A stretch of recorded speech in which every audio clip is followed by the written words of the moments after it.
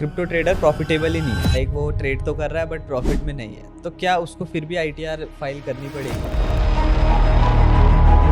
देखिए आईटीआर तो उसको फाइल करनी ही पड़ेगी जब भी वो ट्रेड ले रहा है, उस पर 1% टीडीएस कर रहा है।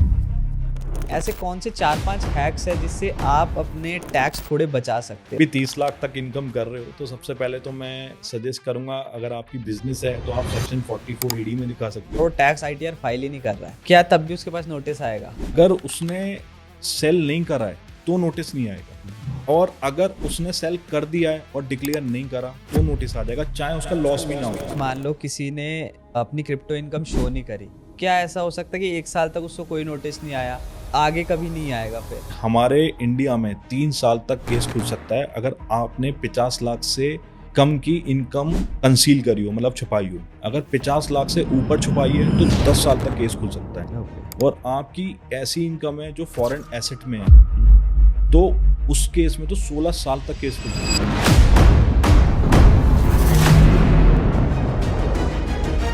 तो जैसे कोई ब्रोकर होते हैं उनसे अकाउंट में ले लेते हैं और उनकी वजह से बैंक अकाउंट फ्रीज हो जाता है, क्या वो डीफ्रीज कर सकते हैं अकाउंट? जो फ्रीज होता है ना अकाउंट, उसके पीछे रीजन ये होता है कि गवर्नमेंट को या जो पुलिस है उसको ये लगता है कि ये एक इलीगल बनी है। ये बताया था अभी थोड़ी देर पहले कि क्रिप्टो अगर आप गिफ्ट करते हो तो भी टैक्स आपको देना पड़ेगा, बट ऐसा क्यों? अगर आप कैश गिफ्ट करते हो तो उसमें तो टैक्स नहीं होता, आप कुछ अपने कुछ भी गिफ्टिंग के लिए कुछ भी देते हो तो उसमें टैक्स नहीं होता, तो क्रिप्टो में स्पेसिफिकली क्यों? तो उसका रीजन ये है कि गवर्नमेंट ने ना बहुत स्मार्टली एक वर्ड डाला है, ट्रांसफर। क्रिप्टो में बहुत लोग ट्रेड भी करते हैं। एक बात बहुत ज़्यादा चली थी कि अगर आप क्रिप्टो ट्रेड करते हो तो आपको 30% नहीं देना, अगर आप सिर्फ लॉन्ग टर्म के लिए होल्ड करते हो तो ही आपको 30% देना है। दूसरी कंट्रीज में इंडिया में चाहे आप ट्रेडिंग करो, चाहे उसको होल्ड करो, स्टेकिंग करो, माइनिंग करो, कुछ भी करो, आपका उसमें प्रॉफिट हो रहा है तो आप काफ़ी सारे लोग जो फॉरेक्स ट्रेड करते हैं वो यूएसडीटी का भी काम करते हैं, लाइक कि कम में कहीं पे यूएसडीटी ले ली फिर ज़्यादा में सेल करते हैं। अगर ये कोई बड़े स्केल पे ये कर रहे हैं तो क्या फेमा इनके अगेंस्ट भी एक्शन ले सकता है? Hello friends, welcome back to my new podcast. और आज के पॉडकास्ट में हम क्रिप्टो और फॉरेक्स से रिलेटेड सारी वो टैक्स की बातें करेंगे जिसके लिए आप परेशान होते हो और हर दिन कहीं ना कहीं सर्च करते रहते हो कि कैसे हम इन्हें या तो टैक्स में फाइल करें या तो हम इनसे बचें। सो इसके लिए मेरे पास इनसे अच्छा गेस्ट कोई नहीं हो सकता था। So please welcome Pulkit sir. Thank you Kunal ji for inviting me in the podcast. Thank you so much sir तो कि आज आप बिल्कुल बात करेंगे क्रिप्टो से रिलेटेड, फॉरेक्स से रिलेटेड। लोगों के बहुत डाउट रहते हैं कि क्या लीगल है, क्या इलीगल है, कैसे टैक्स बचाएं, तो सारा चीज़ें कवर करेंगे। तो सबसे पहले तो मैं आपसे जानना चाहूँगा कि आप बेसिकली थोड़ा अपने बारे में बताओ कि आप अभी कैसे वर्क कर रहे हो और किस स्पेस में वर्क कर रहे हो। तो देखिए, बाय प्रोफेशन तो मैं चार्टर्ड अकाउंटेंट हूँ यस। और हमारी कंपनी है with the name E startup. So E startup में हम सारे स्टार्टअप्स को और बिजनेसेस को हेल्प करते हैं। केवल इंडिया में सेटअप करने के लिए नहीं, बट हम दुबई में भी सेटअप करते हैं, हांगकॉन्ग, सिंगापुर, यूके, यूएसए, जहाँ पर भी जिसको जैसा भी बिजनेस करना हो तो हम उसमें हेल्प करते हैं along with the compliances. So sir आप बताओ कि आप अभी क्रिप्टो और इसमें जो अभी चल रहा है इतना ज़्यादा ट्रेंड में है, तो आप इसको कैसे ट्रैक कर रहे हो और आपको क्या क्या चीज़ें दिख रही है कि ये गलत हो रही है और ये सही हो रही है? देखो, टैक्सेशन के पॉइंट ऑफ व्यू से बोला जाए, लीगली पॉइंट ऑफ व्यू से बोला जाए इंडिया में, तो डेफिनेटली अब हम प्रोग्रेस की तरफ हैं इंडिया में। इंडियन गवर्नमेंट ने हमेशा इसको गलत तरीके से देखा है, बट अब धीरे धीरे होता है ना कि फादर बेटे को मारता है फिर बेटा सही हो जाता है, तो गवर्नमेंट ने हमेशा इसको नेगेटिव ही लिया, बट अब कोर्ट फेवरेबल डिसीजन दे रहे हैं। तो आगे बात करेंगे, मैं एक एक करके बताऊंगा क्या कोर्ट ने डिसीजन दिया है, कैसे फटकार मारी है आरबीआई को या गवर्नमेंट को कि, और उसको बताया है कि ये क्रिप्टो एक आपको पॉजिटिव में लेना चाहिए और उसका जल्दी से जल्दी रूल्स एंड रेगुलेशन इंडिया में लेके आओ ताकि जो भी क्रिप्टो इन्वेस्टर्स हैं उनका प्रोटेक्शन हो। अभी रिसेंटली में कोई क्रिप्टो लीगलाइज किया गया है गवर्नमेंट के थ्रू, उसके बारे में थोड़ा डिटेल में बताओ आप। तो देखिए, अभी है ना, बिल्कुल रिसेंटली एक जजमेंट आई है मद्रास हाई कोर्ट की, जिसने बोला है कि क्रिप्टो एक प्रॉपर्टी है, और उसने लॉजिकली ये इसका तर्क दिया है कि क्रिप्टो एक ऐसा इंटेंजिबल एसेट है जो कोई भी पजेस कर सकता है, स्टोर कर सकता है, ट्रांसफर कर सकता है। अगर कोई ऐसी चीज है तो वो प्रॉपर्टी है। और उसमें ये भी बोला कि यार, जब आप टैक्स लगा रहे हो तो आपने उसको वर्चुअल डिजिटल एसेट की तरह डिफाइन करा है section 247 of income tax act. तो जब आपने इनकम टैक्स ले रहे हो उस पर और डिफाइन भी करा है, तो for user, for crypto investor protection के लिए क्यों नहीं कर रहे हो? दूसरा, उसमें एक इंटरनेशनल केस लॉ का भी रेफरेंस दिया है। न्यूजीलैंड का केस था रिकोयो वर्सेस क्रिप्टो या लिमिटेड, समथिंग लाइक दिस। तो उसमें भी ये जजमेंट था कि क्रिप्टो एक इंटेंजिबल एसेट है जो कैपेबल है to possess under the trust. तो इस बेसिस पे इंडियन मद्रास हाई कोर्ट ने भी डिसीजन दे दिया है कि क्रिप्टो हाँ ये प्रॉपर्टी है, और उसके बेसिस पे आपको आगे उसको कंसीडर करते हुए सारे जो यूजर्स की जो भी चीज़ें गलत हो रही हैं, उसका हैक हो रहा है, स्कैम हो रहा है, अभी वजीर एक्स का हुआ।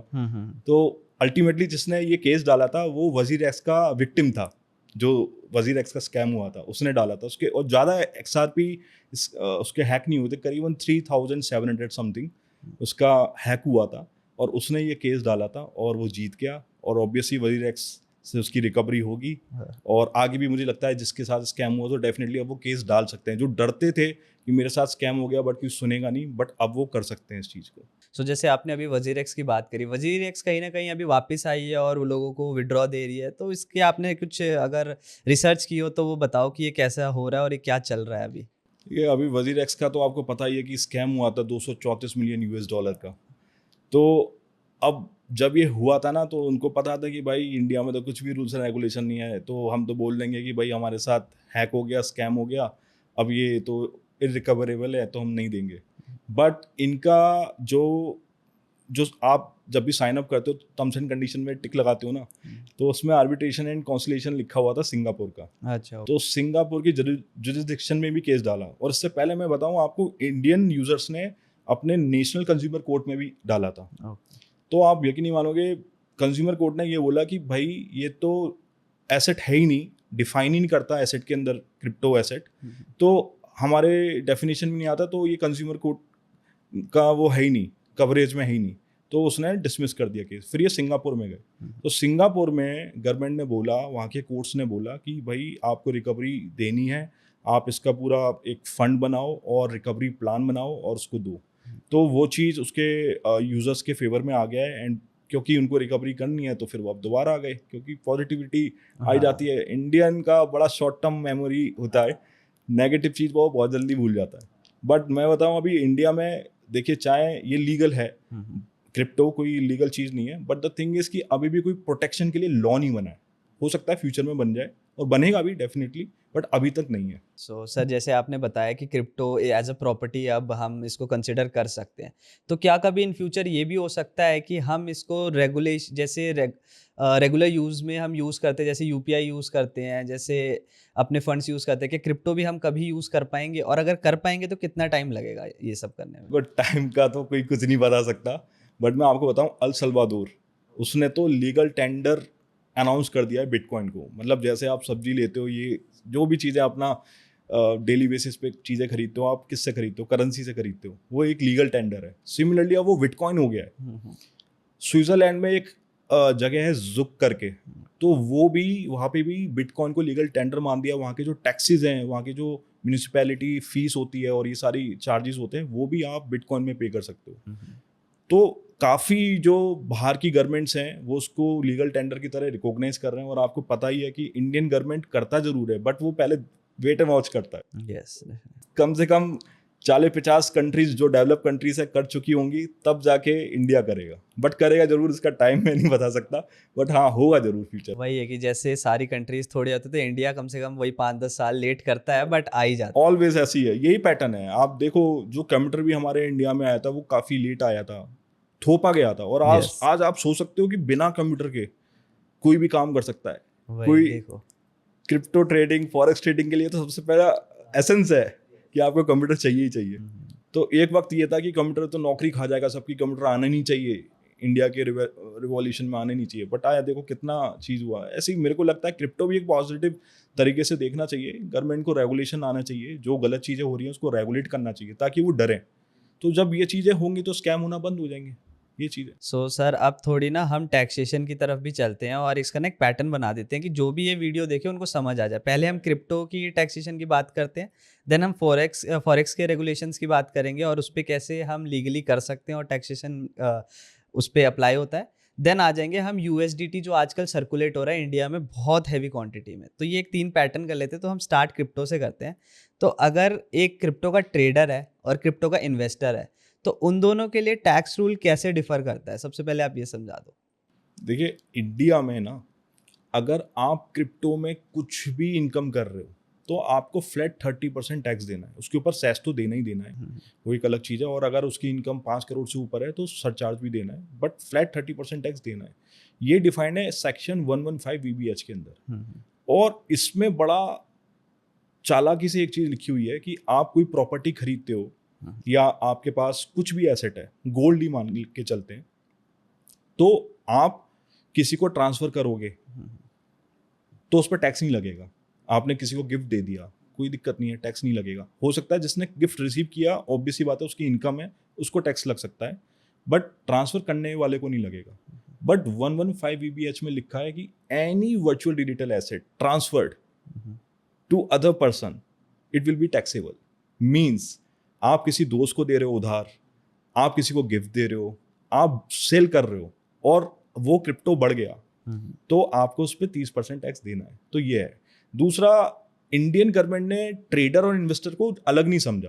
आप क्रिप्टो कैसा भी होल्ड करते हो, मैं कहता हूं कि आप एक IT डेवलपर हो और आपको जो पे आउट मिला है, उसकी जो फीस मिली है वो USDT में मिली है और किसी क्रिप्टो फॉर्म में मिली है, अगेन उसमें भी आपको 30% टैक्स पे करना पड़ेगा। तो ट्रेडर और इन्वेस्टर के लिए कोई भी डिफरेंस नहीं है। कुछ कंट्रीज हैं जिसने इस चीज़ को डिफरेंस करा है, और आप ऐसी ऐसी कंट्रीज में आपको बताऊंगा जहां पे टैक्स तो 45% है। अच्छा। बट क्रिप्टो इन्वेस्टमेंट अगर है, मतलब उसको लॉन्ग टर्म इन्वेस्टमेंट की तरह आपने सेल किया है क्रिप्टो को, तो 0% टैक्स है। अच्छा। Germany 0% tax, Switzerland 0% tax, El Salvador 0% tax, Singapore उसमें भी 0% टैक्स। तो ऐसी बहुत सारी कंट्रीज हैं कि लाइक बिजनेसेस अगर कर रहे हो तो उसमें टैक्स है 40 से 45%, बट अगर आप क्रिप्टो इन्वेस्ट कर रहे हो तो उस पर टैक्स नहीं। तो आप ये देखो गवर्नमेंट का कितना कैसा इंटेंशन है। वो चाहती है कि लोग क्रिप्टो में करें, वहाँ के जो उनके सिटीजन्स हैं, उनके जो नेशनल्स हैं, वो करें, उसमें क्रिप्टो में इन्वेस्ट करें और होल्ड करें उसको। मतलब जिसको क्रिप्टो वर्ड में स्टेकिंग भी बोला जाता है। यस। तो अल्टीमेटली वो ये कहना चाह रहे हैं कि स्टेकिंग करो, 1 साल होल्ड करो और आप बेचोगे 0% टैक्स। चाहे आप सैलरी इनकम कर रहे हो, चाहे बिजनेस इनकम कर रहे हो, उस पर 45% लेंगे हम, बट क्रिप्टो पे हम 0% लेंगे। यस। सो इंडिया क्यों इसको फॉलो नहीं करता टैक्सेशन में? वाई? क्या मेजर रीजन हो सकता है? देखिए, मेजर रीजन एक्चुअली क्या है, अपने इंडिया में ना उल्टा चलता है। पहले फ्रॉड होता है हर चीज़ में। आपने देखा होगा ऑनलाइन गेमिंग। ऑनलाइन गेमिंग ऐसा नहीं है कि यूएसए में भी लीगल है, बट वो तरीके से है, उन्होंने उसको कंट्रोल करके रखा है। अब यहाँ पे ऑनलाइन गेमिंग बिल्कुल गंदे तरीके से लगा, कितने तो सुसाइड्स हो रहे थे, कितने लोगों का पैसा डूब रहा था, उसको रेगुलेट नहीं करा, उन्होंने बैन कर दिया। सिमिलरली क्रिप्टो को भी ये नेगेटिव देख रहे हैं कि भाई स्कैम्स हो रहे हैं, और होंगे भी, क्योंकि आपने उसको रेगुलेट नहीं करा। अगर आप उसको रेगुलेट करोगे तो ऑब्वियस सी बात है कि उसमें स्कैम वाले डरेंगे, और जब स्कैम वाले डरेंगे तो ऑब्वियस सी बात है चीज़ें स्ट्रीमलाइन हो जाएंगी। बट पहले उसको गलत मान लिया, गलत लोग उसको और गलत कर रहे हैं, क्योंकि वो बिल्कुल खुले बैठे हैं कि भाई इस पर तो कोई पेनल्टी नहीं है, इस पर कोई इम्प्रिजमेंट नहीं है, तो वो कर रहे हैं। अब इस बेसिस पे चीज़ें चल रही हैं इस तरीके से। तो आगे जाके गवर्नमेंट ने सोचा कि भाई देखो, जो उसमें कर रहा है वो क्रिमिनल ही है, तो हाईएस्ट टैक्स रेट लगा दो, 30% लगा दिया। बट देखो, जो क्राइम करता है तो कहाँ रुकता है वो? 30% भी उसके लिए क्या है? आप ये देखो, लॉकडाउन में सबसे ज़्यादा भीड़ कहाँ थी? ट्रेडिंग, और इन सब में ही थी सारी अपनी इंडियन मार्केट, सब ऑप्शन ट्रेडिंग। सबसे ज़्यादा भीड़ थी अपना दारू की दुकान पे। अच्छा, दार क्यों? और उस वक्त टैक्स डबल कर दिया था, आपको याद होगा मैं कि नॉन अल्कोहलिक हूँ ना, तो मेरे को आइडिया नहीं। तो दिल्ली में क्या था कि दिल्ली में तो उल्टा डबल टैक्स कर दिया था कोरोना के टाइम पे। तो उस वक्त भी आप लाइन देख रहे थे। तो जो चीज़ सिन गुड्स को कंज्यूम करता है उसके लिए टैक्स क्या? कुछ नहीं, उसको चाहिए तो चाहिए। सिमिलरली जो क्रिप्टो में स्कैम कर रहा है उसके लिए 30% क्या है? बट उसके चक्कर में जो बोनाफाइड इन्वेस्टर्स हैं, ट्रेडर्स हैं, वो पिस रहे हैं। उनका लॉस भी होता है, लॉस सेट ऑफ नहीं देती इंडियन गवर्नमेंट। अगर आपने एक ट्रेड ली प्रॉफिट की और दूसरी ट्रेड ली लॉस की, तो उसका सेट ऑफ नहीं मिलेगा। मैं एक एग्जांपल के तौर पे बताता हूँ तो और इम्पैक्ट समझ में आएगा। तो मान के चलते हैं कि आपने एक ट्रेड लिया, उसमें 100 रुपये का प्रॉफिट हुआ। अगेन आपने एक और ट्रेड लिया, उस पर 150 रुपये का लॉस हो गया, तो -50 लॉस है। F&O में ऐसे ही होता है, फ्यूचर एंड ऑप्शंस में। तो अगर ये F&O में होता तो -50 एज आ ITR में डिक्लेयर होता, आपको कोई टैक्स नहीं देना पड़ता क्योंकि आपने लॉस, और कैरी फॉरवर्ड भी करते हैं आप लॉस, फ्यूचर के प्रॉफिट से आप सेट ऑफ करते हैं। बट इस केस में 100 रुपीज़ पे 30% 30 रुपीज़ टैक्स देना पड़ेगा। ओके। और अल्टीमेटली आपने 50 रुपये तो लॉस ऑलरेडी इनकर करा है और 30 रुपये गवर्नमेंट को और दो, तो 80 रुपये का लॉस हो गया। तो ये आज की डेट में पोजीशन है इंडियन टैक्स लॉ की पर्सपेक्टिव टू क्रिप्टो। सो ये किस वे में लैग कर सकता है फॉर इंडियंस, आप बताओ इसको डिटेल में। देखिए, अभी तो जो बोनाफाइड इन्वेस्टर्स हैं और जो ट्रेडर्स हैं, तो लैक ऐसे करेगा, अच्छे अच्छे लोग जो क्रिप्टो इंथुजिस्ट हैं वो सारे बाहर जा रहे हैं। पॉलीगॉन एक बहुत बड़ी कंपनी है क्रिप्टो, वो दुबई में सेटअप है। जितने भी ट्रेडर्स हैं आप देखते ही होंगे, सब दुबई भाग रहे हैं। Yes. बस इसलिए थाईलैंड का मैं आपको बताता हूँ, थाईलैंड में 2029 तक क्रिप्टो पे इंडिविजुअल अगर कोई क्रिप्टो ट्रेडिंग करता है तो उस पर टैक्स फ्री कर रखा है। अच्छा। आप जाइए, आप वीज़ा फ्री है कंट्री इंडियंस के लिए, तो वहाँ जाइए क्रिप्टो ट्रेडिंग करिए, टैक्स फ्री। ओके। यस, तो यही चीज़ है अभी इंडिया में के लिए। तो ये नेगेटिव है कि लोग बाहर निकलेंगे अगर जब तक ये टैक्सेशन नॉर्मलाइज ना कर दिया हो बाकी इनकम की तरह, या क्रिप्टो का जब तक रेगुलेशन नहीं आता तब तक ये चलता ही रहेगा। सो अब जैसे आपने बात करी कि लोग रिसीव करते हैं पेमेंट अपनी क्रिप्टो के वे में, बहुत लोगों को ये कन्फ्यूज़न रहता है कि अगर हम USDT में ले रहे हैं पेमेंट तो हमको फ्लैट 30% नहीं लगेगा, बट आप इनको क्लियर कर दो कि इस पे भी 30% लगेगा टैक्स। थोड़ा सा मैं और क्लैरिफिकेशन चाहता हूँ, मतलब कैसे उनको मिल कैसे रहा है वो मान USDT? लो कि कोई अपना फॉरेन कोई क्लाइंट है, उसके फ्रीलांसर है, फॉरेन क्लाइंट है, उसको पेमेंट कर रहे हैं USDT में। Okay okay. ठीक है, तो वो भी क्रिप्टो में ही काउंट होता है। हम्म। तो उनको लगता है कि हमको 30% नहीं देना, और ऐसे ही करके वो मान लो कि पेमेंट मंगाते जाते हैं और वो इसको शो नहीं करते, तो इस पे क्या इम्पैक्ट हो सकता है? मेरा ये एक क्वेश्चन आपसे। देखिए, इसमें ना दो चीज़ें स्प्लिट करके हमें इनकम दिखानी पड़ेगी। सबसे पहले हमारे को मिल रहा है, हाँ हाँ। जब हमें मिल रहा है तो उसकी वैल्यू क्या थी, तो उसको हमें एज अ बिजनेस इनकम दिखानी पड़ेगी या एज अ सैलरी इनकम दिखानी पड़ेगी। इट डिपेंड्स कि आप क्या रिलेशनशिप है जिससे आप पैसा ले रहे हो। आप उसके लिए जॉब कर रहे हो तो एज अ सैलरी डिक्लेयर कर सकते हो, और अगर उसके लिए फ्रीलांसिंग कर रहे हो तो आप बिजनेस इनकम डिक्लेयर कर सकते हो। उसके बाद आपने होल्ड करा USDT, आप सोचोगे कि मैं उसको फिएट करेंसी में कन्वर्ट कर लेता हूँ, तो वो ट्रांसफर हो गया अंडर सेक्शन 115 BBH। आपने ट्रांसफर कर दिया, उसको कन्वर्ट कर दिया फिएट में, तो उस वक्त उसकी क्या वैल्यू चल रही थी और जिसने में आपने ऑलरेडी टैक्स दे दिया एज अ सैलरी और बिजनेस इनकम, उसके बीच में जो डिफरेंस है उस पर आपको 30% क्रिप्टो टैक्स देना पड़ेगा। तो मान के चलते हैं कि एक बिटकॉइन आपको मिला, ठीक है, और बिटकॉइन की वैल्यू थी आज की डेट में 1 करोड़ रुपए चल रही है Yes. ऑलमोस्ट। अब 1 करोड़ आप सैलरी दिखा दोगे, हो सकता है कि फ्यूचर में वो 1 करोड़ 10 लाख हो गया एंड आपने उसको फिएट में कर लिया, तो जो बैलेंस है 10 लाख रुपीज वो क्रिप्टो इनकम है, उसको आप 30% क्रिप्टो टैक्स दोगे। तो ये है, ये इस तरीके से आपको टैक्स डिक्लेयर करना है। क्योंकि कई लोगों को लगता है कि जो हम रिसीव कर रहे हैं वही हमारी टोटल इनकम है, तो इनको प्रॉफिट पे ही 30% हमको पे करना होता है, crypto tax. Crypto tax. Yes. और जैसे लॉस की बात कर रहे थे, सेट ऑफ नहीं होता, तो क्यों सेट ऑफ नहीं होता? बाकी कहीं भी कोई बिजनेस करता है उसको लॉस होता है तो वो सेट ऑफ हो जाता है, बट क्रिप्टो के लॉसेस क्यों सेट ऑफ नहीं होते? अगेन, जो मैंने आपको प्रोविजन बताया 115 BBH, उसमें स्पेसिफिकली लिखा है कि आप जो भी इससे इनकम करोगे और उसमें आपका लॉस होता है उसका हम सेट ऑफ नहीं देंगे। एंड प्लस अगर उसमें आप इनकर करते हो कुछ भी एक्सपेंसेस उसको काम करने के लिए, तो उसका भी आप एक्सपेंस नहीं ले सकते। फॉर एग्जांपल, अगर आप फ्यूचर एंड ऑप्शन करते हो, आप उसे एज अ बिजनेस इनकम दिखा सकते हो। आप गाड़ी खरीद रहे हो, आप मोबाइल खरीद रहे हो, लैपटॉप चाहिए ट्रेडिंग करने के लिए, तो उसको एज अ डेप्रिसिएशन आप क्लेम कर सकते हो और उसका एक्सपेंस क्लेम करके जो भी प्रॉफिट है उस रिड्यूस होगा और उस कम से कम प्रॉफिट पे आपको टैक्स देना पड़ेगा। बट क्रिप्टो में नहीं करा। क्रिप्टो में क्यों नहीं करा, उसकी इंटेंशन मैं आपको बता ही चुका हूँ। हाँ। इंटेंशन गवर्नमेंट की ये है कि जितने भी क्रिप्टो में डील कर रहे हैं वो चोर है, वो क्रिमिनल है। ये इंटेंशन उनको चेंज करनी पड़ेगी। ऐसा नहीं है, वो उसमें काफी लोग ऐसे हैं जो बोनाफाइडली क्रिप्टो ट्रेडिंग कर रहे हैं, वो होल्ड करते हैं। जैसे हर कोई अपना बैंक में FD बना के रखता है, तो अब क्रिप्टो में भी रख लिया। वो सोच रहा है कि मेरे को FD में 7% मिल रहा है, वहां पे मुझे 12% मिल जाएगा। तो इस एंगल से भी गवर्नमेंट को, जो भी पॉलिसी बनाने वाले लोग हैं, जितने भी इंटेलिजेंट और इंटेल लोग हैं, उनको ये सोचना पड़ेगा कि क्रिप्टो होल्ड करना केवल क्रिमिनल वाला सीन नहीं है, इसमें बोनाफाइड इन्वेस्टर्स भी आते हैं, अपने सिटीजन्स भी आते हैं जो बिल्कुल मेहनत करके पैसा कमाते हैं। और आजकल तो मुझे लगता है कि मेरे बहुत सारे ऐसे क्लाइंट्स हैं जो आईटी फील्ड से हैं या जो कंसल्टेंसी फील्ड से हैं, Yes. वो लोग अपना पे आउट अपने फीस ले रहे हैं यूएसडीटी में। उनके लिए आसान हो गया है, क्योंकि बैंकिंग चैनल में क्या होता है, एक तो आपको पता है फॉरेक्स का चार्जेस लगता है, दूसरा वो पे करेगा और पे करने के बाद अपना बैंक हिट करेगा 2 दिन बाद। हाँ, यूएसडीटी तो ऐसा है, खट 5 मिनट लगा, 5 मिनट भी मैं बहुत ज्यादा बोल रहा 2-3 हूँ, सेकंड में। बस 2-3 सेकंड में हो गया, कोई इसमें चार्जेस नहीं है। जो बैंकिंग का आर्बिट्राज है उसकी बैकबोन को तोड़ा है क्रिप्टो ने, मैं तो ये बोलूंगा।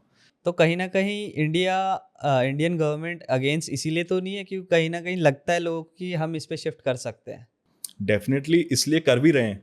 आप देखो, जैसे बच्चा होता है ना, बच्चे को जितना रोकोगे कि यार गंदी आदतें मत डाल, तो वो और ज्यादा वो भागेगा, छुप के भागेगा। आप छोड़ दोगे, 2 दिन करेगा, 3 दिन करेगा, रास्ते पे आ जाएगा। तो वही वाली चीज है, आप जितना उसको करोगे। आप देखिए गुजरात में या बिहार में लिकर बैन है, सबसे ज्यादा वहीं चलती है, सबको पता है। सबसे ज्यादा स्मगल भी वहीं होता है। हाँ, करेक्ट। तो बिल्कुल 100 बात की एक बात ये है कि आप उसको अगर रियली में आपको कंसर्न है इन्वेस्टर्स का, तो आपको उसको रेगुलेट करना चाहिए कि ताकि गलत चीजें ना हो। बैन करना, टैक्स ज्यादा लगाना सॉल्यूशन नहीं है किसी भी चीज पे। सो अब जैसे इनकम की बात कर रहे हैं, तो सब मान लो कि बाइनेंस में कोई इनकम अपनी ले रहा है और वो शो नहीं करता आईटीआर पे, तो इसके जो रेपोकशंस क्या हो सकते हैं? बहुत ज़्यादा हो सकते हैं। आपको मैं अभी एक रीसेंट क्लाइंट का डिस्कस करता हूँ केस। क्या हुआ कि वो F&O कर रहे थे, F&O में उन्होंने इनकम भी दिखाई थी, अपना ITR फाइल करी थी। उसके बाद वो शिफ्ट हो गए क्रिप्टो ट्रेडिंग में। यस। तो क्रिप्टो ट्रेडिंग में जैसे शिफ्ट हुए तो उनको भी यही लगा, लोगों को नहीं पता होता कि ये भी इनकम दिखानी है। या 2018-19 तक तो लोग ऐसे थे कि यार क्रिप्टो इलीगल है इंडिया में, तो ना दिखाएं तो ज़्यादा बेटर है, तो लोगों ने दिखाया भी नहीं अपनी ITR में। बट FIU रजिस्टर्ड जितने भी प्लेटफॉर्म है, बिनेंस भी FIU रजिस्टर्ड है, तो उसने TDS काटा, और TDS काटा तो फॉर्म 26 में आ जाता है। एंड अगर आपने उसकी कॉरस्पॉन्डिंग इनकम डिक्लेयर नहीं करी तो नोटिस आएंगे ही आएंगे। उनका नोटिस इन्वेस्टिगेशन डिपार्टमेंट से आ गया ओके। और ITR में डिक्लेयर नहीं करा था। तो अब क्या कॉन्सिक्वेंस होंगे, जो भी इनकम थी उस पर टैक्स देना पड़ेगा 30%, प्लस जितने साल तक नहीं दिया उसका इंटरेस्ट देना पड़ेगा। अलॉन्ग विद दिस जो भी उनका टैक्स बनता है उसकी 100% पेनल्टी, ये मिनिमम है। 100% पेनल्टी। अगर 10 लाख टैक्स है तो 10 लाख पेनल्टी, ओके। और इंटरेस्ट तो अलग है। तो इस तरीके से चलता है कि अगर आपने कोई भी इनकम को हाइड कर लिया, और केवल क्रिप्टो की नहीं, कोई भी इनकम अगर आपने हाइड कर ली तो टैक्स भी देना है, 100% पेनल्टी देनी है, और प्लस जितने साल तक आपने टैक्स ड्यू है, आपका लायबिलिटी इनकर्ड है, तो उसका इंटरेस्ट भी देना है। तो ये चीज़ होता है। अगर वो बोले कि ये मेरे बाइनेंस में आए हैं पेमेंट, बट ये एज अ लोन या एज अ बिजनेस आए और मैंने इसको आगे भेज दिए, और बट मेरे को प्रॉफिट इतना ही हुआ है जितने मैंने अपने अकाउंट पे लिए हैं, जितने मेरे अकाउंट पे हुए हैं, तो इसको कैसे वो शो करेगा? लाइक या गवर्नमेंट कैसे रिएक्ट करेगी इस पे? या तो कोई भी छूट नहीं है, जितने आपके वॉलेट में आए हैं उतने का आपको वो आपकी प्रॉपर्टी या आपकी वो मानी जाएंगी, सारे लाइक आपकी ही प्रॉफिट्स है वो। कुणाल भाई, अभी आपने इससे पहले एक और क्वेश्चन पूछा था कि अगर किसी का कहीं से आता है एज अ फीस तो कैसे दिखाते हैं। तो मुझे लगता है कि वही चीज़ आप पूछना चाह रहे हैं कि अगर किसी के पास बिनेंस में आ गया तो ऑब्वियस ही बात है, उसको पहले ये देखना पड़ेगा वो एज अ सैलरी आया है या एज अ बिजनेस इनकम आया है, फ्रीलांस इनकम आया है, तो वो तो वैसे ही डिक्लेयर करेगा। उसके बाद जो भी आगे किसी को कर रहा है, तो यहाँ बड़ा स्मार्टली वर्ड यूज़ करा है, ट्रांसफ़र। तो चाहे आपने सेल भी नहीं किया हो, ट्रांसफ़र किया हो, तो टैक्स तो देना ही पड़ेगा आपको क्रिप्टो पे। सिंपल है। क्योंकि लोगों को यही रहता है कि मेरे पास तो आए हैं, बट मेरे अकाउंट पे तो मैंने P2P लिए नहीं है अपने उसके बाइनेंस के थ्रू, मैंने तो किसी थर्ड पर्सन को दे दिया है, या उसको कैश करवा लिए हैं, या तो उसको किसी और अकाउंट में मंगा लिए। तो ये जो अगर इसके बाइनेंस पे आए हैं तो इसी को ही सब कुछ पे करना पड़ेगा। क्योंकि KYC होगी, उसकी पैन कार्ड उसने दिया होगा, उसके फॉर्म 26 है, उसमें TDS कटा होगा 1%, तो उसको देना ही पड़ेगा। मैं एक सिंपल चीज़ बताता हूँ, अगर आपको इनकम टैक्स नोटिस से बचना है इंडिया में क्रिप्टो ट्रेडिंग करते हुए, तो आप अपना AIS देखें, एनुअल इंफॉर्मेशन स्टेटमेंट, अपना फॉर्म 26 देखें, और जो भी इनकम आ रही है बिना सोचे समझे उतनी तो आप दिखा दें। डजेंट मैटर कि भाई उससे कम इनकम करिए या उससे ज़्यादा करिए, बट उतनी तो मिनिमम दिखा दें, तो आप शांति से सुखी रहेंगे बस। यही है कि अब दूसरी जगह आते हैं कुछ लाइक लोग जो बोलते हैं कि चलो बाइनेंस तो FIU रजिस्टर्ड है, हम चलते हैं डिसेंट्रलाइज्ड वॉलेट पे। अगर वो ट्रस्ट वॉलेट पे ट्रांजैक्शन कर रहे हैं, सो उस पे गवर्नमेंट का क्या स्टैंड है? मैं इसका जवाब इस तरीके से देना चाहता हूँ कि आप मान के चलिए कि कितना प्रॉपर्टी डीलिंग होता है इंडिया में। तो लोग जो भी ट्रेड डील करते हैं कि मैंने प्रॉपर्टी सेल करी, तो सेल करने के बाद क्या होता है कि जो भी डील हुई क्या वो ऑन पेपर स्टैम्प पेपर पे लिख के दी जाती है? ज़्यादातर नहीं होती, कैश में डीलिंग भी होती। ठीक है ना। तो सिमिलरली यही है कि जो आपने बेची है ऑन पेपर स्टैम्प ड्यूटी में दिख रहा है, स्टैम्प पेपर पे दिख रहा है, वो तो आप दिखा देते हैं, डिक्लेयर कर देते हैं कैपिटल गेन में कि मैंने इतने की बेची है, इतना मेरा कैपिटल गेन हुआ है। बाकी जो कैश वाला है लोग नहीं करते हैं। बट गवर्नमेंट का तो स्टैंड यही है कि आप ये गलत कर रहे हो, आपको तो ये पूरा डिक्लेयर करना चाहिए। अगर फॉर एग्जांपल 4 करोड़ की प्रॉपर्टी है, 3 करोड़ आप स्टैम्प पेपर पे दिखा रहे हो, 1 करोड़ कैश लिया है, नहीं, आपको 4 करोड़ पे कैपिटल गेन देना है। सिमिलरली अगर कोई डेक्स पे कोई भी ट्रेड कर रहा है या होल्ड कर रहा है अपना क्रिप्टो या ट्रांसफर कर रहा है, तो देखिए टेक्निकली तो उसको डिस्क्लोज करना है। गवर्नमेंट सिंपल ये कहती है अगर आप रेसिडेंट ऑफ इंडिया हो, जो भी आप इनकम कर रहे हो ग्लोबली, चांद पे भी इनकम क्यों ना कर रहे हो, तो आपको इंडिया में टैक्स देना पड़ेगा, उसको ITR में डिक्लेयर करना पड़ेगा। बट अगर कोई डेक्स में करता है, ये चीज है कि उसका TDS नहीं कट रहा है। हाँ। फॉर्म 26S में नहीं आ रहा है, गवर्नमेंट को इन्फॉर्मेशन नहीं मिल रही है। तो समझदार को इशारा काफी है, अब इससे ज्यादा नहीं बोलूंगा। हाँ। तो जिसको जैसा दिखाना है, बिल्कुल लॉ अबाइडिंग सिटीजन बनना है तो उसको डिक्लेयर करे, और नहीं दिखाना है तो कंसल्ट करे। अगर मान लो कि जैसे इंडिया में इतने रेगुलेशंस है और आप भी कह रहे हो कि दुबई में बहुत लोग शिफ्ट हो रहे हैं, तो बाकी कंट्रीज में शिफ्ट हो रहे हैं, तो आपको क्या लगता है कि यहाँ रहना बेटर है कि वहाँ शिफ्ट हो जाना बेटर है, अगर आपका मेन इनकम सोर्स क्रिप्टो ही है? देखिए, अगर आपका क्रिप्टो है या आपका फॉरेक्स है, तो मुझे लगता है आज की डेट में दुबई आइडियल सिटी है इंडिया की। वो इंडिया की सिटी है। यस, सारे इंडियंस हैं। बिल्कुल बिल्कुल। तो इंडिया की बेस्ट सिटी मैं मानता हूँ दुबई को, अगर आपको अपना टैक्स ऑप्टिमाइजेशन करना है और फॉरेक्स करनी है, क्योंकि फॉरेक्स तो ऑलरेडी इलीगल है इंडिया के अंदर। तो आप दुबई में जाएंगे एज अ इंडिविजुअल, कोई भी टैक्स नहीं है, आप 100 करोड़, 1000 करोड़, 1 बिलियन की भी आप प्रॉफिट करते हैं तो जीरो टैक्स है, पूरा का पूरा आपका ही वो इनकम है। अगर यही सेम चीज आप इंडिया में करेंगे तो 40% टैक्स लगेगा, 40%। एंड सिंपली अब उस 60% से जब आप कुछ खरीदने जाएंगे, आप कार खरीदेंगे, ऑब्वियसली बात है ट्रेडर सबसे पहले कार के पीछे भागते हैं, तो कार पे पता है आपको 30% तक टैक्स है। यस। तो आपने 40% तो एज अ इनकम टैक्स दिया, और उसके ऊपर फिर 30% और दिया कोई भी लग्जरी आइटम खरीदने के लिए, तो आप सोच रहे हो कि आपके पास क्या बच रहा है, 20% बच रहा है। तो सिंपल, अगर आपको टैक्सेशन बचाना है तो definitely Dubai is the best choice.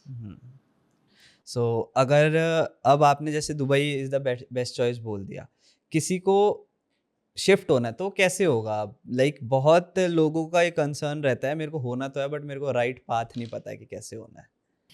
सबसे पहले मैं ये बोलना चाहूँगा कि ऐसा नहीं है कि कोई भी 50,000 रुपये इनकम कर रहा हो या 1 लाख रुपये इनकम कर रहा हो तो उसको सोचना चाहिए कि यार मैं दुबई शिफ्ट हो जाऊँ, क्योंकि मुझे ऐसा लगता है कि मिनिमम 2.5 लाख से 3 लाख रुपये इनकम मंथली होनी चाहिए अगर आपको दुबई शिफ्ट होना है, क्योंकि देखिए वहाँ का कॉस्ट ऑफ लिविंग भी हाई है। ये ज़रूर हर किसी के दिमाग में होना चाहिए before shifting to the Dubai या एनी अदर कंट्री। होना कैसे है, इसके 2 रास्ते हैं। एक तो होता है कि वो किसी के अंडर, किसी कंपनी के अंडर वीजा ले सकता है, एम्प्लॉयमेंट वीजा। दूसरा, वो अपनी कंपनी सेटअप करके काम कर सकता है। तो एम्प्लॉयमेंट वीजा वो अगर किसी के अंडर ले रहा है तो उसको ये ध्यान रखना है कि उससे इंडिया से 182 डेज बाहर रहना पड़ेगा अगर उसे टैक्स अवॉइड करना है इंडिया का।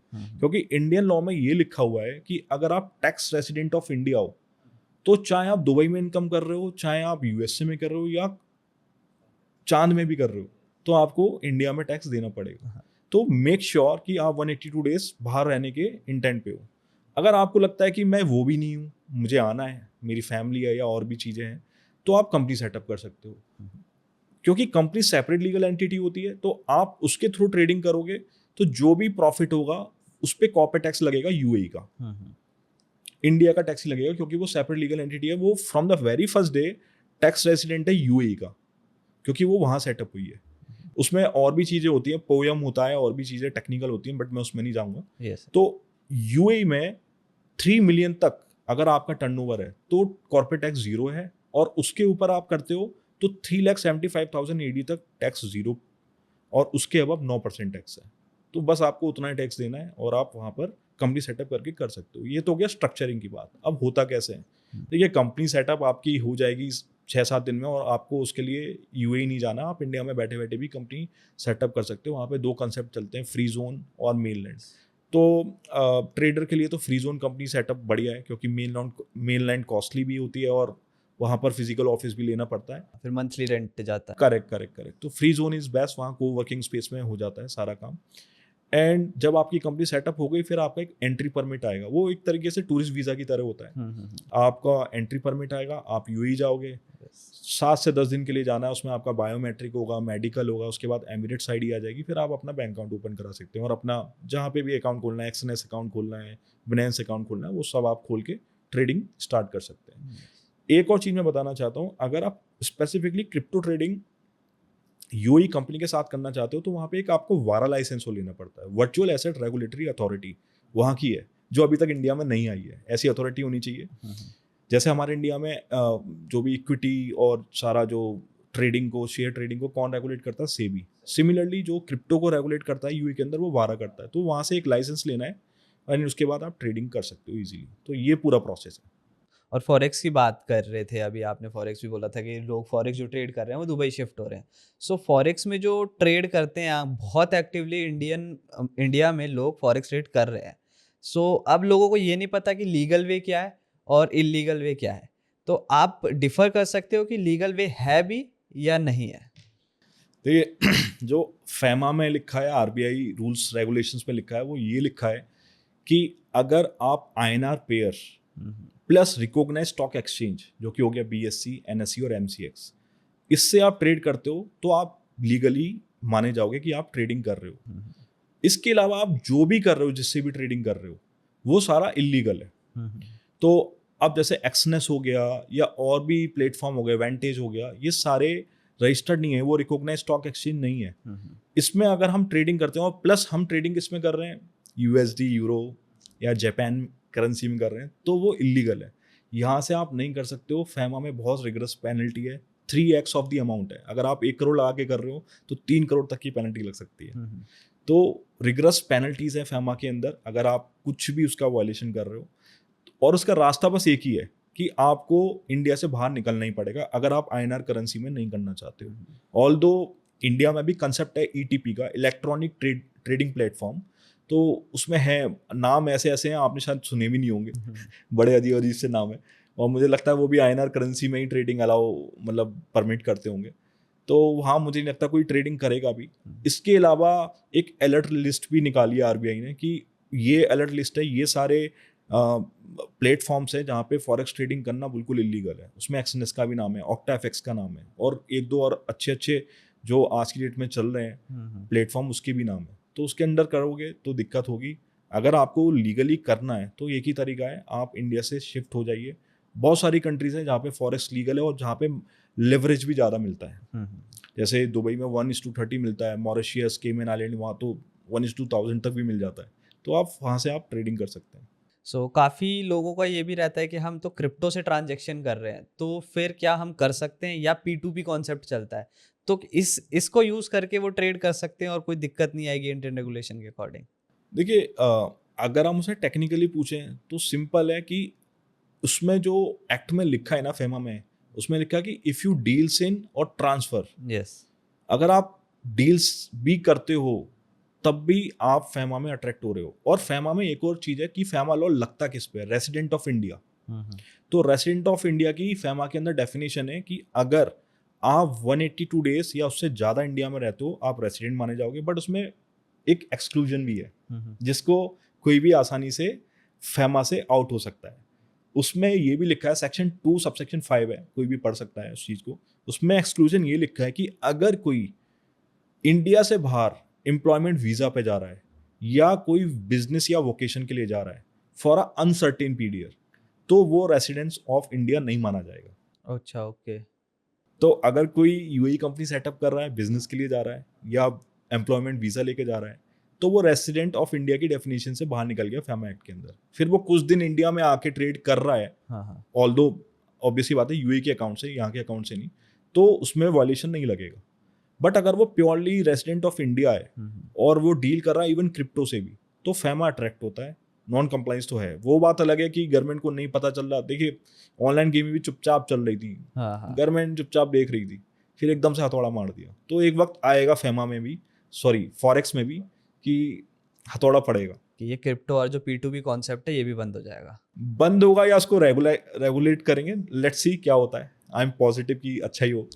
सो जैसे अब आपने बताया कि फॉरेक्स का, तो फॉरेक्स अगर कोई ट्रेड कर रहा है या वो मान लो कि रेगुलेटेड वे से कर रहा है, आप कोई भी ले लो, ग्रे एरिया है थोड़ा, बट उसको टैक्स शो करना है, तो फिर वो कैसे शो करेगा? फॉरेक्स ट्रेडिंग का यस देखिए फॉरेक्स ट्रेडिंग का, मान लो कि उसने घुमा के क्रिप्टो से ट्रेड कर लिया, या तो P2P ट्रांजैक्शन हो गया और वो कर रहा है, अभी तक उसको कोई दिक्कत नहीं है और उसको फाइल करना है ITR, तो फिर वो क्या करेगा? अगर ITR फाइल कर दी, क्या उसके बाद दिक्कत आ सकती है? इसमें दो चीज़ें हैं कि अगर वो अपने अमाउंट से कर रहा है इन्वेस्ट करके, या वो प्रॉप फर्म के थ्रू कर रहा है। हाँ, तो अगर वो अपने अमाउंट से कर रहा है, ऑब्वियस ये बात है उसने पे आउट लिया होगा क्रिप्टो में, तो वो उसको सिंपल क्रिप्टो इनकम ही दिखाए। एंड जब उसने बिनेंस में लिया या और किसी FIU रजिस्टर्ड प्लेटफॉर्म में लिया, तो अल्टीमेटली उसका TDS भी 1% रिपोर्ट हो चुका होगा गवर्नमेंट को, उसको भी गवर्नमेंट को ही पता है इसने क्रिप्टो में कुछ ट्रांसफर किया है, 1% कटा है। तो आप उसको सिंपली क्रिप्टो इनकम दिखाओ, क्योंकि अगर आप उसको बिजनेस इनकम दिखाओगे तो एक और नया पंगा हो जाएगा GST का। फिर 20 लाख से ऊपर आपको GST भी ट्रिगर करता है। आप दिखाओगे कि मेरा एक्सपोर्ट बिलिंग है, तो उसमें आपको उसके क्लाइंट के इनवॉइस दिखाने पड़ेंगे जिसको दिए हैं, तो वो आप अरेंज नहीं कर पाओगे। प्रॉप फर्म अगर आप कर रहे हो तो अल्टीमेटली आपने इन्वेस्ट नहीं किया, तो आप उसको एज अ फ्रीलांसिंग इनकम दिखा सकते हो, क्योंकि आपने इन्वेस्टमेंट तो कुछ की नहीं है। जो भी पे आउट आया है आप दिखा सकते हो, मैंने अपनी स्किल दी है किसी को और उसके स्किल के बदले मुझे एक पे आउट मिला है, और वो पे आउट को आप एज अ फ्रीलांसिंग इनकम दिखा सकते हो, एज अ बिजनेस इनकम दिखा सकते हो। अगर आपने इसको भी क्रिप्टो में लिया है, तो अगेन मैं यही बोलूंगा, क्रिप्टो रिपोर्ट हुआ होगा फॉर्म 26A में, तो आप उसको क्रिप्टो इनकम दिखा लो। अगर आप फिएट करेंसी में ले रहे हो, अपने बैंक अकाउंट में ले रहे हो, आजकल लोग राइज में भी लेते हैं, फिर राइज से फिर इंडियन अकाउंट में ले लेते हैं, तो वो फिएट में हो गया, तो उसको आप सीधे बिजनेस इनकम दिखा दो। सो प्रॉप फर्म में से जो भी इनकम ऐसे पे आउट लेते हैं, तो उसमें कोई दिक्कत नहीं है? देखिए एक चीज मैं दोबारा बोलना चाहूंगा, वैसे तो ये नॉन कंप्लाइंस है, बट हाँ at least from the tax point of view कोई दिक्कत नहीं है। टैक्स पे करो इधर through as a crypto tax या as a business income tax. अगर आप टैक्सेशन पूरा पे करोगे तो टैक्स लॉ में तो कोई दिक्कत नहीं है, क्योंकि फैमा एक अलग तरीके से एक्ट करता है इस पे और इनकम टैक्स अलग तरीके से कर रहा है। तो टैक्सेशन पॉइंट ऑफ व्यू से ऑल इज ओके, अगर आप रिपोर्ट कर रहे हो इनकम, उस पर टैक्स दे रहे हो, बट फैमा का तो हमेशा रहेगा ही। अब जैसे पहले इंडियन मार्केट फॉरेक्स में बहुत पैसा जा रहा था एक्सनेस वगैरह में, तो उस पर रेगुलेशंस आई, एक्सनेस बैन हुआ। प्रॉप फर्म्स में भी आज की डेट में जितना ट्रेंड चल रहा है प्रॉप फर्म का, उसमें भी इंडियन का बहुत पैसा जा रहा है एक तरह से। क्या गवर्नमेंट इसको भी बंद करवा सकती है इन फ्यूचर? बिल्कुल बिल्कुल हो सकता है, क्योंकि क्या होता है कि जब भी ये अलर्ट लिस्ट आती है ना गवर्नमेंट की, जो भी RBI की, तो उसमें डोमेन नेम भी छोटा आता सा है। आपको कट करना चाहूंगा, क्योंकि आजकल जो प्रॉप फर्म इतनी सारी आ रही हैं, कहीं ना कहीं वो पे आउट रिजेक्ट करती है, या कहीं ना कहीं वो एक तरह से बिजनेस ही कर रही है और वो अपने अकॉर्डिंगली चल रही है कि हमको इतना पे आउट देना है, इतना नहीं देना। अगर किसी का बड़ा पे आउट होता है तो भी रिजेक्ट हो जाता है। कुछ ना तो कुछ रीजन देके कर यस, देती है। तो क्या इंडियन गवर्नमेंट इन सबको देख के कर सकती है उन पे कोई एक्शन? देखिए पहली बात तो एक्शन तो इसलिए नहीं हो सकता, वो इंडिया की जुरिडिक्शन से काम ही नहीं कर रहे हैं, और गवर्नमेंट तो चीख चीख के कह रही है कि आपको अनरेगुलेटेड ETP से काम ही नहीं करना है। यस, तो अगर आप तब भी काम करने जा रहे हो तो अल्टीमेटली गवर्नमेंट नहीं सुनेगी। जैसे कि मैंने अभी हम डिस्कस कर रहे थे ना, ये जो वजीर एक्स वाला, यस, तो उसमें कोर्ट ने कह दिया था कि भाई ये तो एसेट की डेफिनेशन में आता ही नहीं है, हमारे कवरेज में आता नहीं है, तो हम इस पर क्यों डिसीजन दें। सिमिलरली वो ये बोलेंगे कि भाई अगर कोई जाएगा भी कि भाई ये एक्सनेस ने कर दिया, मेरे साथ फ्रॉड कर दिया, इसने मेरे को पे आउट नहीं दिया, या कोई भी प्रॉफर्म ने नहीं दिया, वो बोलेंगे कि भाई ये हमारे जुरिडिक्शन में आता ही नहीं है, और हमने तो ऑलरेडी लिस्ट लगा रखी है कि कौन अप्रूव्ड ETF है, तो आप उससे क्यों नहीं कर रहे हो, आप उससे करो। अगर आप उससे करोगे तो कोई दिक्कत नहीं है, हम बिल्कुल आपका साथ देंगे, हम बिल्कुल इन लोगों को बैन करेंगे, इनको ऑर्डर करेंगे कि आपका पे आउट दिया जाए। तो अल्टीमेटली यही है कि अगर आप प्रॉप फर्म से कर रहे हो, कोई भी प्रॉप फर्म आज की डेट में रजिस्टर्ड नहीं है, तो जिससे भी कर रहे हो आप अपने रिस्क पे काम कर रहे हो। जो भी आपको प्रॉफर्म में रिफर कर रहा है तो उस बंदे से ज़रूर पूछना चाहिए, या उसकी एक ड्यूटी होनी चाहिए कि हाँ, जो पे आउट का सक्सेस रेट है वो ज़्यादा है, हाई है, और उसी के साथ आप काम करें। ये बहुत ज़रूरी है। सो इंडियन की तो सारी ऑडियंस मुझे लगता है कि अब 80% क्रिप्टो और फॉरेक्स में आ गई है। तो इंडियन मार्केट का जो वॉल्यूम था वो तो बहुत ड्रॉप हो गया है। करेक्ट। तो कहीं ना कहीं ये रीज़न नहीं है कि क्रिप्टो और फॉरेक्स के एंटी है थोड़ा इंडियन गवर्नमेंट? बिल्कुल, आप कह सकते हो उसको, बट मुझे लगता है अब ये पॉजिटिव वे में जा रहा है, क्योंकि ये जो रिसेंट केस आया मद्रास हाईकोर्ट, ये डेफिनेटली हेल्प करेगा आगे और भी लोगों को अवेयर करने में कि हाँ भाई, हमारे साथ भी क्रिप्टो का स्कैम हुआ था, जो डर के बैठे थे अब वो बाहर निकलेंगे। और अल्टीमेटली जब ये इतना सारा रिपोर्टिंग होगा, गवर्नमेंट मजबूर हो जाएगी ऐसा रेगुलेशन लाने के लिए, और जब ये रेगुलेट होगा तो डेफिनेटली एक पॉजिटिव वाइब आएगी मार्केट के अंदर कि हाँ, हमें इंडिया से भी करना चाहिए। But from the tax point of view मुझे लगता है कि यूएई जैसा तो नहीं दे पाएंगे कि 0% टैक्स, या थाईलैंड जैसा, या बाकी जो कंट्रीज मैंने आपको बोली। तो किसी को टैक्स का दर्द है तो वो निकल जाए इंडिया से, अभी निकल जाए। ये ऐसा तो कभी नहीं होने वाला कि टैक्स भी जीरो कर देगा। सही बात है। तो सर जैसे हम फॉरेक्स की बात कर ही रहे हैं और काफ़ी सारे लोग जो फॉरेक्स ट्रेड करते हैं वो यूएसडीटी का भी काम करते हैं, लाइक कि कम में कहीं पे यूएसडीटी ले ली और फिर ज़्यादा में सेल करते हैं। तो अगर ये कोई बड़े स्केल पे ये कर रहे हैं तो क्या फेमा इनके अगेंस्ट भी एक्शन ले सकता है? देखिए, फैमा में है ना, जो फैमा रेगुलेट होता है या जो कवरेज देता है वो करेंसी की देता है और फाइनेंशियल ट्रांजैक्शन की देता है। तो करेंसी में ये चीज क्रिप्टो डिफाइन है ही नहीं, हम्म, तो इसमें कोई फैमा का वायलेशन नहीं हो रहा। हम्म, दूसरा ये है कि जैसा कि क्रिप्टो जो अभी तक जो प्रॉपर्टी वाला भी मैंने अभी आपको केस बताया मद्रास हाई कोर्ट का है, तो उसमें भी यही चीज बोला गया था कि ये कोई इलीगल चीज नहीं है। और एक और जजमेंट आई थी 2020 में, जहां तक मैं समझ पा रहा हूँ, internet and mobile association of India versus RBI. RBI ने एक सर्कुलर निकाला था 2008 में, उसमें ये बोला था कि सारी बैंक्स या जो भी रेगुलेटेड एंटिटी है, जैसे कि जो करेंसी सेल करते हैं, उनको बोला था कि आप वर्चुअल करेंसी में कोई भी ऑर्डर नहीं लोगे, कोई भी सर्विस नहीं प्रोवाइड करोगे। उसके बाद 2020 में ये जजमेंट आई थी, सुप्रीम कोर्ट की जजमेंट थी। उसमें बोला था कि कहीं पे भी नहीं लिखा कि ये जो भी वर्चुअल करेंसी है वो इलीगल है। और ये आरबीआई के परव्यू में आती नहीं है, क्योंकि आरबीआई रेगुलेट करता है लीगल टेंडर को। लीगल टेंडर आज की डेट में क्या है? अपना नोट। यस। ठीक है, तो वर्चुअल करेंसी आपके कवरेज में आती नहीं है, तो आरबीआई का वो सर्कुलर क्वैश कर दिया। और सिमिलरली जो आपका क्वेश्चन का मैं आंसर करना चाह रहा हूं कि जो यूएसडीटी कितने भी लार्ज वॉल्यूम में करे वो इलीगल नहीं है, आरबीआई उस पर कुछ भी कंट्रोल नहीं कर सकता। बट अगर कोई फॉर एग्जाम्पल 88 रुपीज़ का खरीद रहा है, 89 रुपीज़ का खरीद रहा है आज की डेट में यूएसडीटी, और 92 93 का बेच रहा है, तो जो भी उसका मार्जिन है उस पर क्रिप्टो टैक्स देना पड़ेगा 30%। सिंपल, वो देता रहे, कोई दिक्कत नहीं है, कोई फेमा का वायलेशन नहीं है, कोई इनकम टैक्स का वायलेशन नहीं है। तो जैसे अभी क्रिप्टो आप बता रहे हो, क्रिप्टो में बहुत लोग ट्रेड भी करते हैं। तो एक बात बहुत ज़्यादा चली थी कि अगर आप क्रिप्टो ट्रेड करते हो तो आपको 30% नहीं देना, अगर आप सिर्फ लॉन्ग टर्म के लिए होल्ड करते हो तो ही आपको 30% देना है।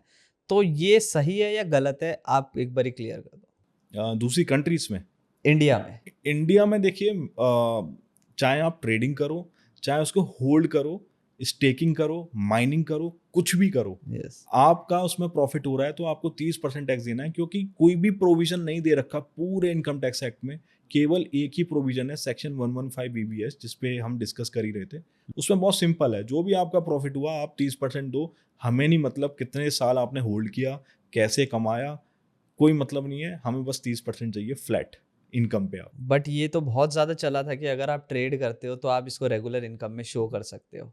नहीं नहीं, इवन ये भी चला था कि लोग कहते थे कि इसको एज अ डेरिवेटिव्स आप ट्रेड कर लो, फ्यूचर्स ट्रेड कर लो, तो अल्टीमेटली आप क्रिप्टो में नहीं कर रहे हो ट्रेड, आप उसके फ्यूचर्स में कर रहे हो। क्योंकि फ्यूचर्स और डेरिवेटिव्स क्या होता है कि एक कमिटमेंट होता है, मैं फ्यूचर में खरीद लूंगा, तो अल्टीमेटली आपने फिजिकली खरीदा नहीं। तो इसको कैसे लोगों ने कनेक्ट किया, क्योंकि फ्यूचर एंड ऑप्शन में क्या होता था, जो इंडिया के जो स्टॉक्स के फ्यूचर एंड ऑप्शन होते हैं, एक सेक्शन है इनकम टैक्स के अंदर, सेक्शन 43 सबसेक्शन 5, उसमें ये लिखा है कि अगर आप कोई भी ट्रेडिंग कर रहे हो जिसकी डिलीवरी नहीं हो रही है, वो स्पेकुलेटेड ट्रेडिंग है। यस। बट उसमें एक्सक्लूजन करा था फाइनेंशियल मार्केट का, कि आप फाइनेंशियल मार्केट के डेरिवेटिव्स में कर रहे हो तो वो स्पेकुलेटिव ट्रेडिंग नहीं है और उसको आप बिजनेस इनकम दिखा सकते हो, जिसको हम आज की डेट में F&O इनकम भी बोलते हैं। बट उसमें एक और कंडीशन है कि आपकी जो ट्रेड होनी चाहिए वो रिकॉग्नाइज स्टॉक एक्सचेंज से होनी चाहिए। क्या बिजनेस रिकॉग्नाइज स्टॉक एक्सचेंज है? नहीं। तो वो कंडीशन फुलफिल ही नहीं हो रही। जब वो फुलफिल हो ही नहीं रही तो आपको 115 BBS के अंदर ही टैक्स देना पड़ेगा 30%, चाहे आप फ्यूचर कर रहे हो, डेरिवेटिव कर रहे हो, स्पॉट कर रहे हो या कैसे भी स्टेकिंग माइनिंग जो भी कर रहे हो, एक ही टैक्स है इंडिया में, बहुत सिंपल, 30%। जैसे इनकम की बात करेंगे 30% टैक्स हो गया, स्टेकिंग, एयर ड्रॉप माइनिंग, इनके जो इनकम आते हैं तो वो कैसे शो करते हैं आप टैक्स में? देखिए, इसको कैसे शो करेंगे, आपको आया कैसे? अगर आपको दोबारा वही प्रोफेशनल फीस या वैसे आई है तो आप उसको एज अ इनकम दिखा सकते हो, अपना स्लैब रेट में दे सकते हो। इंडिया में स्लैब रेट है 10%, 20%, 30%। और जब आपने उसको बेचा, ट्रांसफ़र किया, तो उतना पार्ट हम उसको एज अ क्रिप्टो इनकम दिखाएंगे, सिंपल। सो इसमें ऐसा नहीं है कि 30% फ्लैट ही देना है आपको, बट इसमें ऐसा क्यों? आप दे दीजिए बट आपके ज़्यादा टैक्स लग जाएगा। मान के चलिए आप 12 लाख रुपए में आ रहे हैं तो आप सोचेंगे ना कि मैं उसको एज अ बिजनेस इनकम दिखा लूँ। हाँ। तो जितना आपने उसको स्टेक करा है तो ऑब्वियस सी बात है वो इनकम आपकी क्रिप्टो इनकम नहीं है। आप उसको दिखा सकते हो कि ये मेरी बिजनेस इनकम है। उतना अदर इनकम दिखा सकते हो। हमारे इनकम टैक्स में एक और हेड होता है अदर इनकम, उसमें आप डिक्लेयर कर सकते हो। और जब आपने ट्रांसफ़र किया जिस वैल्यू पे, उसको आप क्रिप्टो इनकम दिखाओ। और क्रिप्टो में ट्रेडर काफ़ी सारे बहुत ही ट्रेड कर रहे हैं, और मान लो कि कोई क्रिप्टो ट्रेडर प्रॉफिटेबल ही नहीं है, लाइक वो ट्रेड तो कर रहा है बट प्रॉफिट में नहीं है, तो क्या उसको फिर भी आईटीआर फाइल करनी पड़ेगी? देखिए, आईटीआर तो उसको फाइल करनी ही पड़ेगी, क्योंकि जब भी वो ट्रेड ले रहा है उस पर 1% टीडीएस कट रहा है। बट अगर उसने सारी ही ट्रेड लॉस पे ली है तो उसको टैक्स नहीं देना।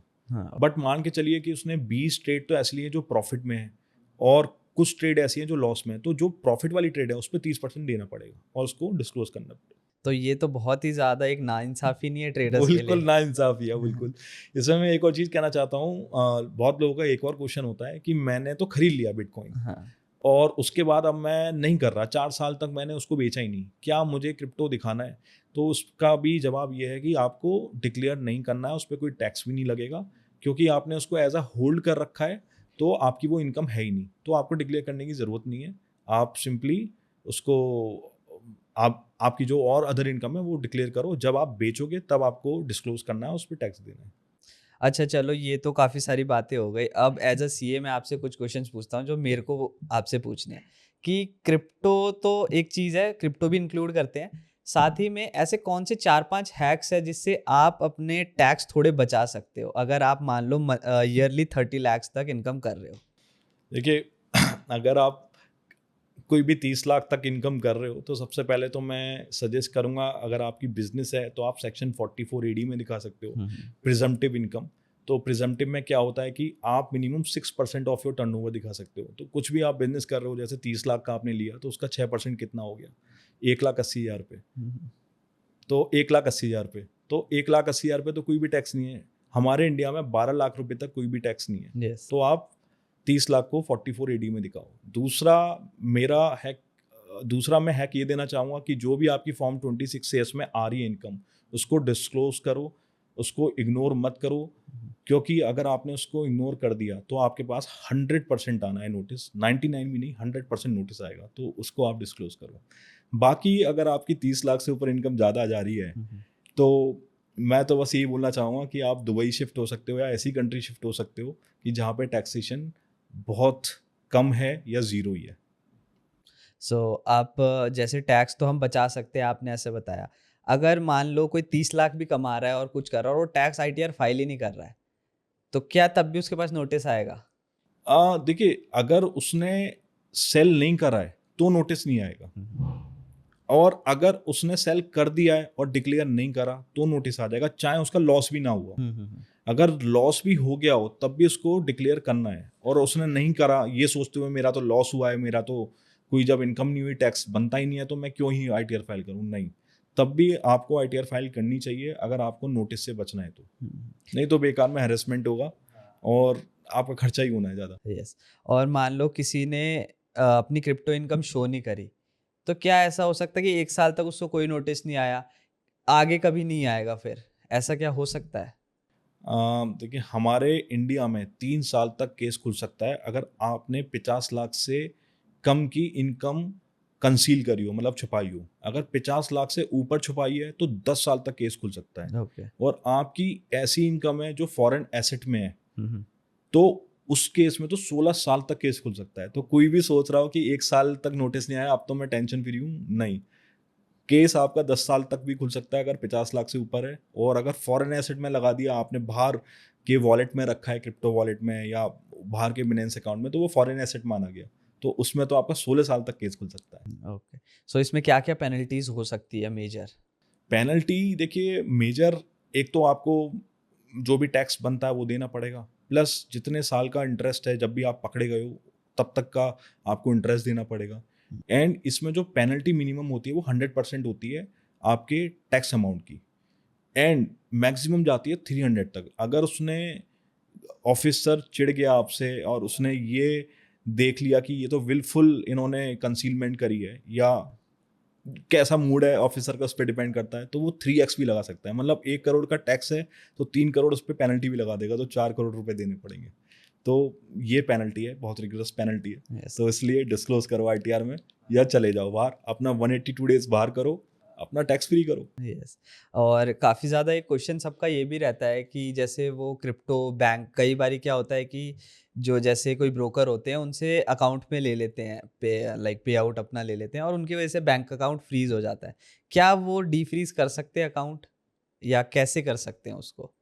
देखिए जो फ्रीज होता है ना अकाउंट, उसके पीछे रीज़न ये होता है कि गवर्नमेंट को या जो भी जो पुलिस है उसको ये लगता है कि ये एक इलीगल मनी है। तो आपको ये जस्टिफाई करना पड़ेगा, ये जो मेरा मनी है, जो भी मैंने क्रिप्टो को फिएट में कन्वर्ट किया है, वो मेरा लीगल मनी है। मैंने कुछ भी सर्विस प्रोवाइड करी थी, हो सकता है IT में कुछ डिज़ाइनिंग सर्विसेज, या मैंने अपना क्रिप्टो ट्रेडिंग करी थी। ऑब्वियसली फॉरेक्स नहीं, क्योंकि फॉरेक्स इलीगल है।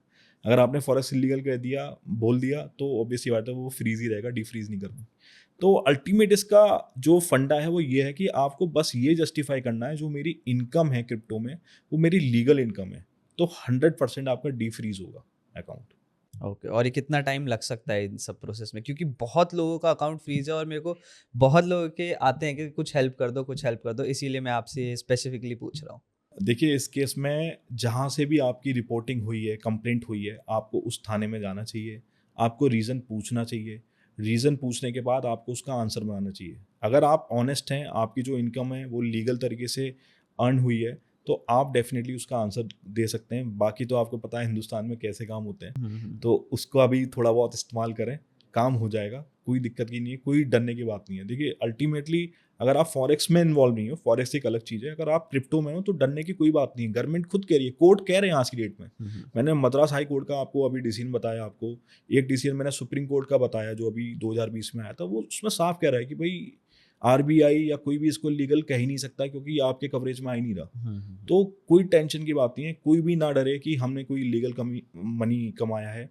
आप बिल्कुल जाएं, आप बिल्कुल सीना चौड़ा करके जाएं कि भाई ये मेरी इनकम है, मैंने अपनी मेहनत करी है, मैं जस्टिफाई करूंगा, मेरा कॉन्ट्रैक्ट है, मैंने इनवॉइस रेज किया है और ये मैं काम पहले से कर रहा हूँ। आप अपना उसमें प्रोफाइल दिखाएं। मे भी हो सकता है कि बहुत लोग US से काम करते हैं, लिंक्डइन प्रोफाइल से अपना लीड्स लेके आते हैं, तो अपना लिंक्डइन प्रोफाइल दिखाएं, जो भी आपके पास है डॉक्यूमेंट्स उसको आप प्रेजेंट करें और जस्टिफाई करें, या लीगल इनकम है ये मेरी, एंड डेफिनेटली वो डिफ्रीज हो जाएगा। टाइम का कुछ नहीं पता, टाइम किसी में वो वॉल्यूम पे भी डिपेंड करता है कितना बड़ा अमाउंट है, इस पे भी डिपेंड करता है कि ऑफिसर कितना कॉपरेट कर रहा है, तो बहुत सारे फैक्टर इन्वॉल्व होते हैं।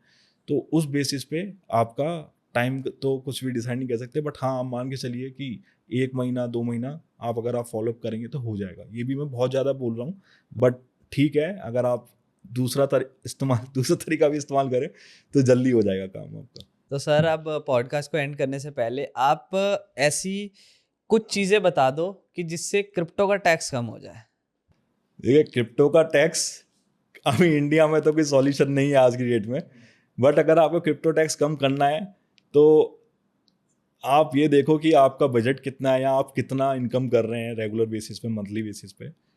2-3 लाख रुपए आपकी इनकम हो रही है तो डेफिनेटली मैं स्ट्रांगली रिकमेंड करूंगा आप दुबई जाएं, क्योंकि दुबई में आपको फील नहीं होगा कि आप इंडिया से बाहर हैं। तो दुबई में आप जाएंगे, 182 डेज अपने इंडिया से बाहर कर लें, और जो भी आप क्रिप्टो ट्रांसफर करेंगे, जो भी आप क्रिप्टो में ट्रेडिंग से इनकम करते हैं, वो टैक्स फ्री हो जाएगा। आपको लगता है कि 2-3 लाख रुपए तो ज़्यादा है, मैं अभी इतना नहीं अफोर्ड कर पाऊंगा, देन एक और ऑप्शन है थाईलैंड। तो थाईलैंड में भी अभी 2029 तक क्रिप्टो ट्रेडिंग पे टैक्स नहीं है। मैं आपको बताऊं, जितनी भी मैंने कंट्री बताई थी, जर्मनी, स्विट्जरलैंड या आपको सिंगापुर बताया था, ये सब टैक्स फ्री कर रहे हैं अगर आप लॉन्ग टर्म इन्वेस्टमेंट कर रहे हो।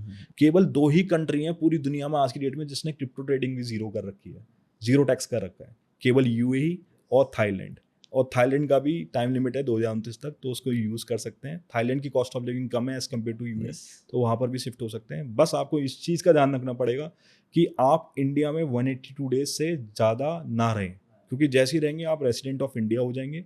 फिर आप चाहे थाईलैंड में बैठ के करें ट्रेडिंग, चाहे यूएई करें, चाहे कहीं करें, आपको टैक्स इंडिया में देना पड़ेगा। That's it. बस यही एक आज की डेट में रास्ता है अगर इंडियंस को अपना क्रिप्टो टैक्स बचाना है तो जैसे आपने बोल तो दिया कि दुबई चले जाए, शिफ्ट हो जाए, बट बंदा कैसे होगा? आप क्या कोई हेल्प कर सकते हो कि कैसे वो दुबई शिफ्ट हो सकता है? डेफिनेटली हम हेल्प कर सकते हैं। अगर किसी को केवल एम्प्लॉयमेंट वीज़ा चाहिए, एमिरेट्स आईडी चाहिए, तो उसमें भी हेल्प कर सकते हैं। अगर किसी को कंपनी सेटअप करके काम करना है अपना खुद सेल्फ इंडिपेंडेंट होके, तो वो उसमें भी हम हेल्प कर सकते हैं। मैं आपको लिंक दे दूंगा, आप यूट्यूब डिस्क्रिप्शन में लगा दीजिएगा, तो डेफिनेटली कोई भी मुझसे कनेक्ट कर सकता है, मैं कंसल्ट करूंगा। जाते जाते एक चीज़ और पूछनी है कि आपने ये बताया था अभी थोड़ी देर पहले कि क्रिप्टो अगर आप गिफ्ट करते हो तो भी टैक्स आपको देना पड़ेगा, बट ऐसा क्यों? अगर आप कैश गिफ्ट करते हो तो उसमें तो टैक्स नहीं होता, आप कुछ अपने कुछ भी गिफ्टिंग के लिए कुछ भी देते हो तो उसमें टैक्स नहीं होता, तो क्रिप्टो में स्पेसिफिकली क्यों? देखिए, उसका रीज़न ये है कि गवर्नमेंट ने ना बहुत स्मार्टली एक वर्ड डाला है, ट्रांसफ़र। अगर आप ट्रांसफ़र करते हो क्रिप्टो को, तो उस पर टैक्स ट्रिगर हो जाएगा। अब वो मैटर नहीं करता कि आप कैसे कर रहे हो, आप उसको गिफ्ट दे रहे हो या सेल कर रहे हो या आपने बस एज अ लोन दिया है, तो वो टैक्स लगता ही लगता है। हालांकि इसमें आपको एक और चीज़ बताना चाहूँ, जो गिफ्ट में जो टैक्स फ्री है, वो अगर आप रिलेटिव को दो तो आप कितना भी अमाउंट दोगे उस पर टैक्स फ्री है, और अनरिलेटिव पे भी टैक्स फ्री है। और पूरी दुनिया में एक हिंदुस्तानी है कि अनरिलेटिव से भी आप गिफ्ट लेते हो तो टैक्स फ्री हो जाएगा, इरिस्पेक्टिव ऑफ एनी अमाउंट। वो क्या है? वो है शादी। अगर शादी में आप गिफ्ट लेते हो, अम्बानी की जब अभी शादी हुई थी, क्या क्या गिफ्ट मिले थे, सबको टैक्स फ्री है। अब पता नहीं पीछे से कोई डील हुई हो, गिफ्ट में दिखा दिया कि मार्क जकरबर्ग ने इतना बड़ा विला दे दिया, किसी ने घड़ी गिफ्ट कर दी, किसी ने रोल्स रॉयस गिफ्ट कर दी, you never know. But yes, आज की डेट में ये रूल है, बट हाँ, क्रिप्टो में वो एप्लीकेबल नहीं है। चलो, अब क्रिप्टो और हमने फॉरेक्स तो काफ़ी ज़्यादा कवर कर लिया। अब 2-3 क्वेश्चन है जो कि आप सीए से रिलेटेड मैं पूछना चाहूँगा, बिल्कुल क्योंकि बिल्कुल। काफ़ी ऑडियंस मेरी ऐसी भी है हाँ, जिनको ऑडियंस क्वेश्चंस है। कि वो बड़ा वो कंफ्यूज रहते हैं कि सर आप इसमें हेल्प कर दो, इसमें हेल्प कर दो। तो आप इंडिया में ऐसे कौन से सबसे लोएस्ट टैक्स वाले बिजनेस है जो लोग कर सकते हैं? लोएस्ट टैक्स तो देखिए, क्रिप्टो तो बिल्कुल नहीं है। क्रिप्टो को छोड़ के आप कुछ भी बिजनेस कर रहे हो, आप कर सकते हो। और अगर आपकी इनकम 2 करोड़ से नीचे है तो 44 एडी को आप यूज़ कर सकते हो, क्योंकि वो प्रेजेंटिव बेसिस पे है। तो आपकी 6% 2 करोड़ का कितना हो गया? 12 लाख रुपए। 12 लाख तक कोई टैक्स नहीं है। एक चीज़ और ध्यान रखना है, क्योंकि 2 करोड़ आप टर्नओवर किसी का भी करोगे तो जीएसटी भी लगेगा। यस। तो बहुत सारे ऐसे गुड्स हैं जिसपे जीएसटी 5% है या 0% है, तो वो आइटम आप उठा सकते हो। ये ऐसे बिजनेस हैं जिसपे आप टैक्स कम से कम कर सकते हो। तो thank you so much sir, आपसे काफ़ी सारी चीज़ें हमें फॉरेक्स एंड क्रिप्टो की जानने को मिली। थैंक यू सो मच कि आप आए।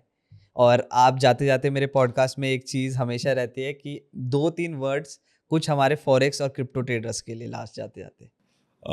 मैं यही बोलूँगा कि क्रिप्टो ट्रेडर हैं तो ईमानदारी से अपना जो भी ट्रेडिंग कर रहे हैं उस पर टैक्स दे दें। फॉरेक्स कर रहे हैं तो डेफिनेटली आज तो आप कर पा रहे हैं, बट मैं यही बोलना चाहूँगा, अगर आपको कंप्लाइंट वे में करनी है तो India is not the right place. आप बाहर मूव करके अच्छे से करें ट्रेडिंग। प्रॉप फर्म कर सकते हैं, क्योंकि प्रॉप फर्म में आप अपना खुद का इन्वेस्टमेंट नहीं लगा रहे, तो यहाँ पे कहीं ना कहीं ग्रे एरिया है। अभी क्लियर नहीं है, बट ग्रे एरिया है कि क्या आप बिना पैसे लगाए भी फैमा वायलेशन कर रहे हैं कि नहीं। तो प्रॉप फर्म में कर रहे हैं ठीक है, बट अपने पैसे से करें तो डेफिनेटली मैं रिकमेंड करूँगा आप बाहर ही जाएं तभी करें। और डेफिनेटली जो भी कर रहा है ऑल दी बेस्ट, और ज़्यादा से ज़्यादा ट्रेडिंग करे, सक्सेस करे, कुणाल भाई का भी नाम रोशन करे उनकी टिप्स से लेके कोई अगर अच्छी ट्रेड लेता है तो। नहीं, हम तो बस एजुकेशन प्रोवाइड करते हैं, ऐसा कुछ कभी किसी से कोई फीस वीस कभी चार्ज नहीं की।